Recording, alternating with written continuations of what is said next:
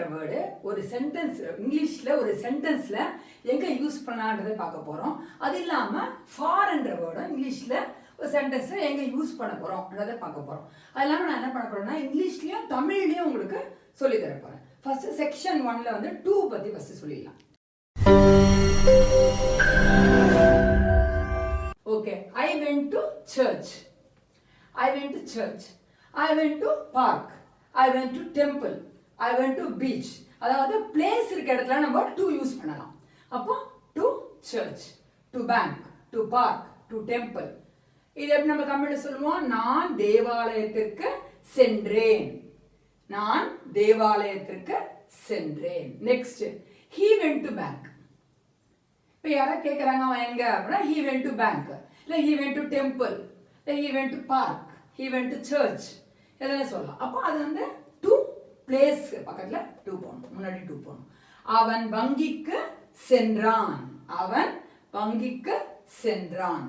Next பாருங்க, I went to buy vegetable. I went to meet him.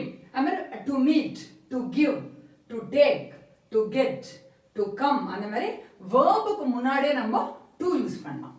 To buy, to get, to give, to take இந்த மாதிரி. Okay பாருங்க, I went to buy vegetable. நான் காய்கறி வாங்க சென்றேன். Next பாருங்க, they hope to win the game. அது சொன்ன to meet, to win அந்த verb முன்னாடியும் to போடலாம். அப்போ என்ன, they hope to win the game. எப்படி இருக்கா தமிழ் எப்படி சொல்லுவோம்? அவர்கள் ஆட்டத்தில் வெற்றி பெறுவார்கள் என்று நம்புகிறார்கள். அவர்கள் ஆட்டத்தில் வெற்றி பெறுவார்கள் என்று நம்புகிறார்கள். ஓகே, நெக்ஸ்ட் பாருங்க, we plan to visit Paris. To plan, to meet, to take, to give அந்த மாதிரி to plus verb. ஓகே, நாங்கள் பாரிஸ் செல்ல திட்டமிட்டுள்ளோம். நாங்கள் பாரிஸ் செல்ல திட்டமிட்டுள்ளோம். டு யூஸ் பண்ணி நம்ம சென்டென்ஸை பார்த்துட்டோம். டு வந்து பாருங்க பிளேஸ்க்கும் அப்புறம் verb முன்னாடி நான் சொன்னேன். டு யூஸ் பண்ணி எல்லா சென்டென்ஸை பார்த்தாச்சு. இப்போ இது செக்ஷன் 1 முடிஞ்சிடுச்சு. இப்போ செக்ஷன் 2ல பார்த்தீங்கன்னா ஃபார் யூஸ் பண்ணி நம்ம சென்டென்ஸ் பார்க்க போகிறோம். செக்ஷன் 1ல நம்ம வந்து டு எப்படி இங்கிலீஷ் சென்டென்ஸ் யூஸ் பண்ணலாம் பார்த்தோம். இப்போ ஃபார் எப்படி செக்ஷன் 2ல ஃபார் எப்படி இங்கிலீஷில் ஒரு சென்டென்ஸில் யூஸ் பண்ணோம் பார்க்கலாம். அதே போல் நான் வந்து இங்கிலீஷ்லேயே தமிழ்லேயே ரெண்டுத்தையும் நான் உங்களுக்கு சென்டென்ஸ் ஒத்துறப்பேன். Okay, I don't care for him. I don't care for him. இந்த இடத்துல பார்த்தோம்னா நம்ம ஃபார் வந்து நவுனுக்கு முன்னாடி இல்லை ப்ரோனவுன் முன்னாடி யூஸ் பண்ணுவோம். சரியா? ஓகே, இப்போ I don't care for him.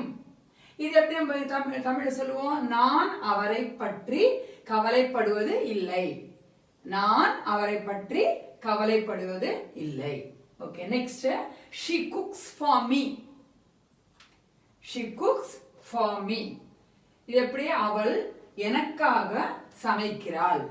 அவள் எனக்காக சமைக்கிறாள். Next one, he works for a bank. He works for a bank. இந்த இடத்துல நவுனுக்கு முன்னாடி ஃபார் யூஸ் பண்ணணும் நம்ம. ஓகே, அவர் ஒரு வங்கியில் வேலை செய்கிறார். அவர் ஒரு வங்கியில் வேலை செய்கிறார். இப்போ டோட்டல் டைம் அதுல நம்ம ஃபார் யூஸ் பண்ணலாம். இப்போ இவ்வளவு மணி நேரம் குழந்தை அழுதுது, இவ்வளவு மணி நேரம் வெயிட் பண்ண உனக்காக, அங்கே நம்ம ஃபார் யூஸ் பண்ணலாம். The baby was crying for 2 hours. The baby was crying for 2 hours. குழந்தை 2 மணி நேரமாக அழுது கொண்டிருந்தது. தமிழ் எப்படி சொல்லுவோம்? குழந்தை 2 மணி நேரமாக அழுது கொண்டிருந்தது. I am waiting for 5 hours. I am waiting for 5 hours. நான் 5 மணி நேரமாக காத்திருக்கிறேன். நான் 5 மணி நேரமாக காத்திருக்கிறேன். I hope the video was useful. Thank you.